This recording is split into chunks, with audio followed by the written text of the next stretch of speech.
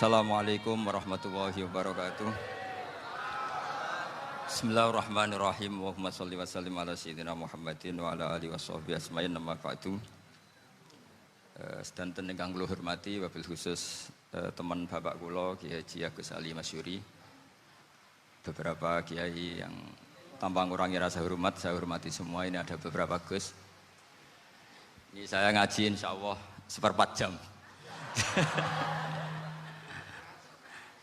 Seperempat jam nanti yang menghisap Gus Kausar berapa Gus? 10 menit. 10 menit. Begini, sebetulnya saya membela semua umat Islam itu ahlul jannah. Karena saya ini ibarat marketing. Kalau orang Kristiani itu kan setiap orang mati sudah tenang bersama Bapak di surga. Jadi kampanye itu menarik sekali.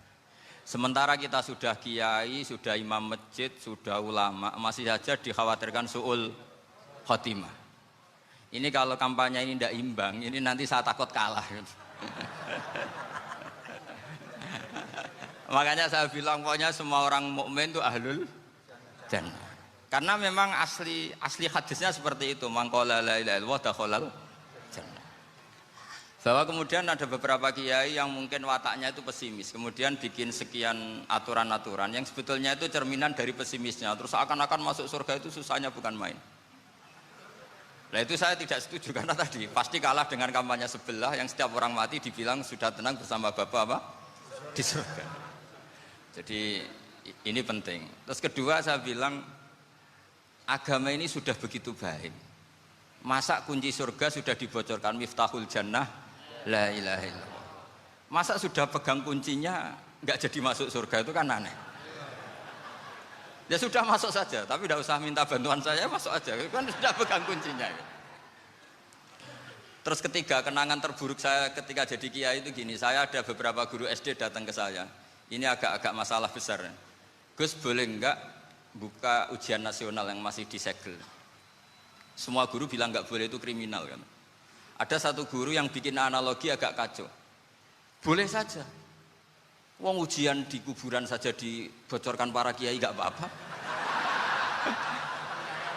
Itu.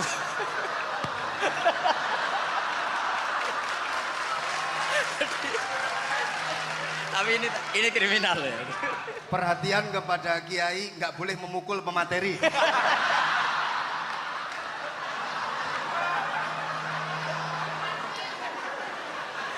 Jadi tentu itu analogi yang salah kan. Marrobuka kan, Tuhan kamu siapa, Nabi kamu.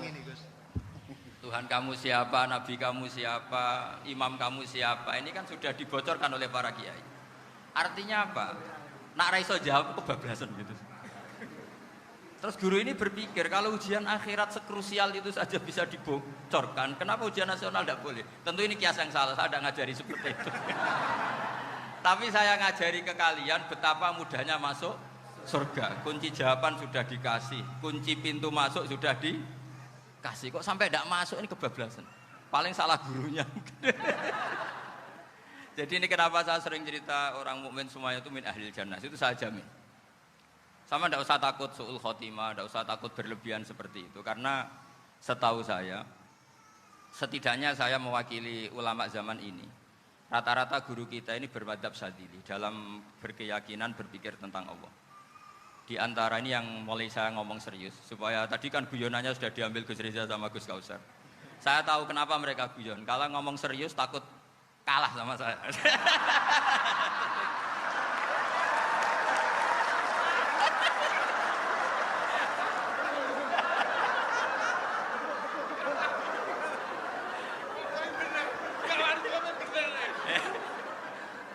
Karena saya ini sudah terkenal pemikir serius, jadi artinya itu satu kepintaran mengalihkan, ya, oh ya, sudah itu satu kecerdasan.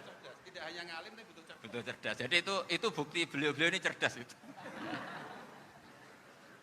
Saya berpikir begini, ini madzhab Syadzili, kita semua tentu Syadzili karena kita semua ngaji kitab hikam. Kita tahu kitab hikam itu muridnya Abul Abbas Al-Mursi, Abul Abbas Al-Mursi muridnya Syekh Abil Hasan apa? Asy-Syadzili. Saya masih ingat betul makalah itu dan saya ulang-ulang setiap saya ngajar di sarang saya ajarkan itu. Kilali kata Abdul Hasan As-Sadili, saya pernah dapat hatif, dapat semacam ilham. Apa makna min syarril waswasil khannas? Itu kata beliau dijawab oleh hatif itu. Hatif itu nggak perlu diterjemah tadi ada karena tadi diajarin itu. Apa yang dihidupkan itu nggak perlu dijelaskan. kata hatif tadi, waswasun yadkhulu bainaka wa baina habibika. Yunsika altofahu alhasanah wa yudzakiruka af'alaka asai'ah wa yukassiru indaka dzatas shimal wa yuqallilu indaka dzatal yamin liya'dila bika an husni dzanni billah ila su'i dzanni billah. Jadi yang dikatakan waswas adalah kamu digiring untuk hanya ingat sisi-sisi kamu yang negatif, dilupakan bahwa Anda punya sisi-sisi yang positif. Misalnya seperti ini, mungkin secara fikih tadi banser-banser tegas, wah ini masalah lelaki perempuan dipisahkan gini-gini. Tapi kenapa Gus Ali bilang ya sudah gini gak apa-apa. Sebetulnya ada rukhsah itu karena ini di depan umum. Yang paling pantangan Nabi itu la yakhluwanna rajulun bimra'atin. Ini ada yang menjaminnya gitu. Malah khawatir saya di sini dipisah tapi setelah berduaan nggak bisa. Jadi toleransinya karena ini di depan umum. Itu masih ada toleransinya. La yakhluwanna rajulun bimra'atin. Begitu juga ketika kita dosa, misalnya kita dosa. Orang Islam setiap dosa itu pasti ingat salahnya, kemudian istighfar. Dan ketika satu kebaikan dibandingkan keburukan, itu kata semua ulama, karena sayyi'ah itu bernilai 1, kebaikan bernilai apa? 10. Itu masih surplus berapa? 9. Jadi itu cara berpikir Abdul Hasan As-Sadili. Kenapa kamu harus berpikir positif tentang Tuhan? Sekali berpikir tentang negatif, itu bahaya betul. Misalnya begini, kamu berpikir, tak rewangi, jadi kiai, sujud, rukuk, ternyata aku tetap lebih neraka, gunanya apa? Itu menurut saya kan nggak punya akal. Sujud itu satu kelaziman menghamba kepada Allah. Normalnya seorang hamba itu ya sujud. Kemudian gara-gara kamu ingin masuk surga, terus logika kamu dibalik, gunanya apa saya sujud? Ternyata saya masuk neraka. Itu pertanyaan yang benar-benar bodoh dan itu menjadikan Allah benci. Logikanya dibalik begini. Ini saya ngomong serius karena ini bentuk kemenangan saya ini bentuk kemenangan saya. Saya berkali-kali ngomong di kota pelajar di Jogja karena banyak pengujinya juga. Bukan sekedar pendamping tapi penguji. Banyak yang profesor, bukan sekedar dokter, banyak yang profesor. Jadi biar ini dok. Begini, saya pernah ditanya sama seorang dosen, Gus, saya ini ngaji hadis banyak, tapi ada yang saya tidak paham, yaitu mangqala la ilaha illallah dakhalal jannah, ada kalimat wa in zana wa in saraka. Meskipun pernah zina, pernah maling. Ini kan seakan-akan mentoleransi perzinaan dan pemalingan. Terus saya bilang, oh makna hadis itu seperti ini. Jadi kebenaran absolut, kebenaran yang mutlak itu tidak akan terganggu oleh status perilaku seseorang. Saya berkali-kali memberi contoh. Orang yang ditangkap KPK akan bilang 1 tambah 1 2. KPK-nya juga bilang 2. Rivalitas dalam politik, Pak Prabowo ya bilang 2, Pak Jokowi juga bilang 2. Orang yang zaniyah, yang lonte pun akan bilang 2. Muftinya juga bilang 2. Ketua MUI-nya juga bilang 2. Artinya gini. Kebenaran yang absolut adalah kebenaran yang siapapun akan meyakini seperti itu. Seperti 1 ditambah 1, 2. Kamu punya musuh bilang 2. Kalau ibu-ibu ini punya maru, ya marunya bilang 2 tadi tambah mama. Enggak tahu saya terjemahnya apa tadi. Nah, kebenaran yang absolut itu kebenaran yang siapapun pasti mengakui. Dan uniknya begini, saya pernah ngaji acara himmah, acara pondok sarang di Demak. Kalau kamu bilang 1 ditambah 1 menjadi 2, untuk mengatakan 2 itu kamu butuh hadiah enggak? Mereka semua jawab enggak. Kita semua enjoy saja mengatakan tembok itu putih. Kenapa? Karena memang putih. Kita mengatakan 1 tambah 1 2 karena memang kita tanpa presentasi dapat hadiah, dapat penghormatan. Kenapa untuk mengatakan Allah itu Tuhan kita butuh surga? Memangnya kalau tidak ada surga Allah tidak jadi Tuhan? Ini problem orang soleh-soleh yang terlalu pesimis. Makanya nanti orang-orang soleh itu masuk surganya berat. Tapi kalau orang alim lebih gampang kira-kira seperti itu. Iya, karena kan imannya lebih bagus. Dalam hadis qudsi Allah ini yang dibuli orang-orang soleh. Laulam akhluk jannatan wala naron alam akun ahlan an uto'ah, dalam hadis qudsi itu. Kalau saja saya tidak menciptakan surga dan neraka, apa saya tidak jadi Tuhan yang perlu ditaati? Apa kalau kamu tidak saya kasih uang 1 juta terus bilang 1 tambah 1 11? Enggak kan? Tetap bilang berapa? 2. Kalau kebenaran absolut yang 1 tambah 1 kamu bilang 2 meskipun tanpa mendapat hadiah. Kenapa untuk bilang Allah Tuhan kamu butuh hadiah surga? Itu kan serai ikhlas belas. Makanya saya terus mengajarkan ikhlas. Ikhlas itu bisa dilatih dengan akal, dengan pikiran, bil ilmi lah. Harus dilatih.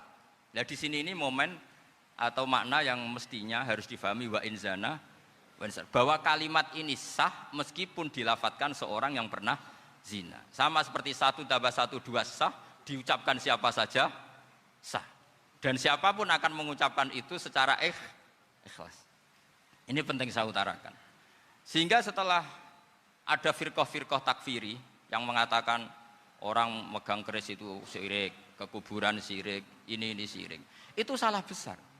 Salahnya adalah tadi kalimat-kalimat atau kebenaran-kebenaran absolut ini sudah jadi sibghatullah man ahsanu minallahi sibghah. Kalimat ini begitu absolut di hatinya orang mukmin. Sehingga ketika terganggu oleh hal-hal yang adat istiadat kayak pegang keris, kayak apa, ini tidak mengganggu. Tetap kualitas iman ini di atas keyakinan adat membawa apa keris.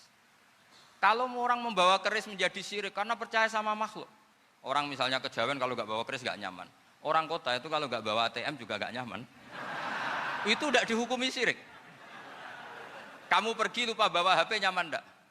Enggak, kenapa enggak dihukumi syirik?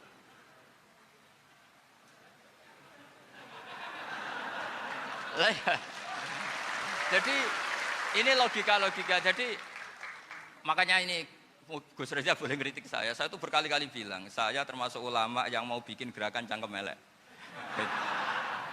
Karena nanti kalau saya nisbatkan ke Rasulullah itu tidak pantas, karena Nabi ahsanan nasi khalqaw wa khuluqa. Tapi saya siap jadi bempernya Rasulullah Shallallahu Alaihi Wasallam. Pernah ada diskusi di Jakarta, ini kisah nyata. Apa dalilnya setelah sholat salaman? Mana hadisnya? Itu dijawab hadisnya tentu kita kesulitan. Kalaupun ada hadisnya dhaif semua yang masalah musafahah. Akhirnya mau tidak mau dijawab pakai cangkem elek. Boleh enggak kamu setelah salam nyalain HP yang off? Boleh. Boleh enggak ke kamar mandi? Boleh. Oh berarti kencing boleh, nyalain HP boleh, yang enggak boleh itu ingat Allah. Karena mereka mengkritik wiridan, ngeritik salam. Akhirnya mikir deh. Ada enggak hadisnya orang setelah sholat nyalain HP? Enggak ada kan? Tapi mereka nyalain HP enggak hambatan, tapi untuk salaman masalah kan. Ke kamar mandi boleh, tapi untuk wiridan enggak boleh. Akhirnya mereka sadar, oh iya. Lama-lama dibisi gini yang kelompok itu. Kamu itu korban aliran supaya kamu enggak ingat Allah, ingatnya HP-nya. Sehingga orang wiridan kamu kritik, orang nyalain HP enggak kamu kritik. Itu kelompok itu adalah kelompok orang-orang yang supaya orang Islam itu lupa Tuhannya. Itu gerakan cangkem elek, tapi jadikan orang sadar. Jadi ini penting. Jadi kalau kamu tidak bisa bela agama dengan jalan yang lurus karena tidak bakat itu, nggak apa-apa pakai cangkem elek tadi. Karena nggak mungkin gerakan ini dinisbatkan kepada Rasulullah Shallallahu Alaihi Wasallam. Kalau soal sanad, saya punya sekian sanad tentang itu, tapi tidak usah kamu ikuti. Ada orang tanya, ya Pak Kiai kalau setan dibakar di neraka panasan enggak? Ya panasan. Lo kan setan dari api, ngapain harus panasan? Kan materinya sama.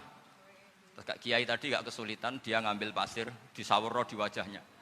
Wah sakit Kiai, kamu kan dari tanah, kena tanah kok. Jadi itu ada sekian, artinya gini ya, kalau kesulitan jawab pakai baik-baik ya sudah pakai cangkem elek itu aja kan. Nah, tapi tentu kan gerakan ini tidak mungkin dinisbatkan kepada para nabi. Tapi saya pastikan meskipun nggak bisa dinisbatkan kepada para nabi dari segi cangkem elek tadi, tapi secara semangat itu sama. Saya punya sekian contoh. Benar Gus Riza tadi gojok saya ngawur-ngawurnya itu masih punya sanad. Itu pas saya ngawur pun masih punya apa? Sanad.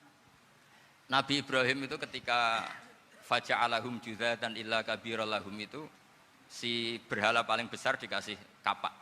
Ketika mereka geger, ini siapa yang berhala-berhala kecil?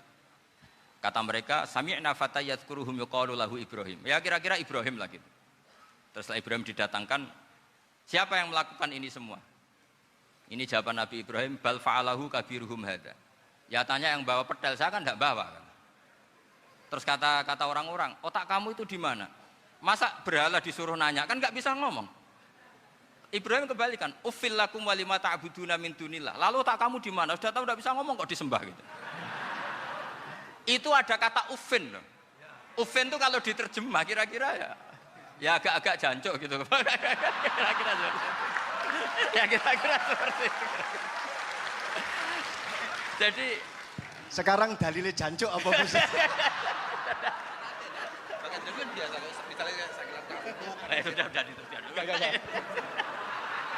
Gimana? Jancuk itu dari daksu, dak tinggalkanlah suan perkara sing elek. Krono ilate wong Surabaya kakean rawon, akhirnya ngomongnya jancuk.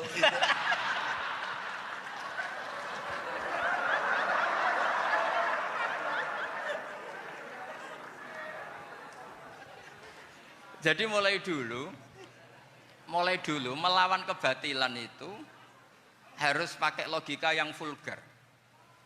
Karena memang nggak mungkin dengan bahasa-bahasa priayi itu nggak mungkin. Dan ini penting saya utarakan. Nah, kalau nanti nggak mungkin dinisbatkan kepada Rasul karena Nabi adalah ahsanan nasi khalqa wa khuluqa, kita yang ngambil alih saja. Gus Reza, saya, Gus Kaustan ini cara cangkem elek kan pantas. Luas. Selain bakat ya sudah natural. Karena memang itu cara kita menjelaskan kebenaran. Saya ulang lagi, itu cara kita menjelaskan apa? Kebenaran. Mau tidak mau. Saya pernah ditanya sama seseorang, Gus, beberapa nabi itu kan poligami. Poligami itu bukti hipersek. Karena yang tanya itu orang nasionalis yang nggak pati senang Islam. Terus tak balik tanya, perempuan itu makhluk lemah enggak? Ya lemah. Kalau nolong lama satu itu gimana? Ya baik. Kenapa nolong dua jadi tidak baik? Harusnya kalau nolong tiga tidak baik. Tapi saya tidak dukung poligami. Ini cerita. Setidaknya mereka jadi ingat. Saya itu pernah ditanya agak-agak orang ateis. Dia benci Islam tapi neliti Islam. Pertanyaan kedua, kenapa dalam perang itu seakan-akan Nabi itu perampok? Hartanya orang kafir disita kemudian menjadi ghanimah. Itu kan kayak ngerampok. Terus saya tanya gini, kalau ada penjahat ke rumah kamu, kemudian pakai senjata api, setelah kamu ringkus, itu senjata api kamu kembalikan apa kamu sita? Oh ya saya sita, kalau tak kembalikan dipakai ngerampok lagi. Ya sama seperti itu, kalau kekuatan mereka dikembalikan, ya akan dipakai kekuatan mereka lagi. Jadi, ya lagi-lagi ini kemenangan orang serius. Karena nanti guyonnya sudah dintekno sama Gus Safa sama Gus Riza. Nah, kenapa saya ngajar begitu rileks, begitu santai? Karena pikiran saya sederhana. Fa innal uqula muttarratun ila qabilil haq. Akal sehat pasti dipaksa menerima apa? Kebenaran. Sehingga kebenaran itu tidak usah kamu ngomongkan secara serius, tidak perlu. Kebenaran itu mudah diterima. Saya itu pernah ngaji berkali-kali di Jogja di mana-mana sampai ada buku seorang dokter nulis tesisnya itu bangga lagi menjadi muslim setelah ngaji saya itu. Karena saya menerangkan itu ringan. Orang Islam itu harus mencintai Allah. Ciri utama cinta itu tidak tegang, rileks. Saya bilang begini, kalau kamu pernah 1 tahun digratisi orang rumah, makanan, kamu kira-kira itu mudah nggak mencintai orang yang berjasa sama kamu minjemin rumah dan ngasih makan gratis? Mudah kan? Apalagi kita ini mudah mencintai orang yang minjemin mobil 1 tahun, ngasih rumah 1 tahun, apalagi selamanya. Kenapa kita tidak mudah mencintai Allah yang memberi kita bumi, air, oksigen, semuanya kita dikasih Allah. Akhirnya mereka mikir, wong mencintai seseorang yang ngasih dalam durasi 1 tahun saja mudah, apalagi mencintai Allah yang ngasih kita tanpa batas. Itu disebut walladzina amanu asyaddu hubbal lillah. Orang mukmin itu mudah sekali mencintai Allah. Caranya dilatih tadi. Kita mudah mencintai orang yang berjasa sama kita. Kenapa tidak mudah mencintai Allah yang tentu jasanya lebih besar? Nah, karena akhir-akhir ini banyak orang yang terlalu nazir, terlalu apa? Kata Nabi kan basyiru walatu nafiru yasiru walatu asiru. Sehingga saya bikin gerakan. Pokoknya semua orang mukmin pasti masuk surga. Nanti soal ada kesalahan-kesalahan kecil yang menjadikan orang su'ul khotimah itu sifatnya kehati-hatian. Jangan menjadi hukum. Hati-hati itu tidak menjadi hukum. Kalau kamu nyupir hati-hati itu bukan berarti pasti kecelakaan, enggak. Hati-hati itu ya hati-hati saja, tidak menjadi hukum. Ini penting saya utarakan karena kubu sebelah kampanyenya sudah tadi, setiap mati mesti tenang bersama Bapak di surga. Sementara kita mau kampanye, kamu sholat tidak mesti diterima, haji tidak mesti diterima, jadi kiai tidak mesti masuk surga. Coba kalau kita kampanye gitu terus, yang mau jadi muslim itu siapa? Jadi ini sudah tak perhitungkan matang-matang saya milih mazhab seperti itu. Ya ini saya pikir sudah, ini pembandingnya supaya punya waktu.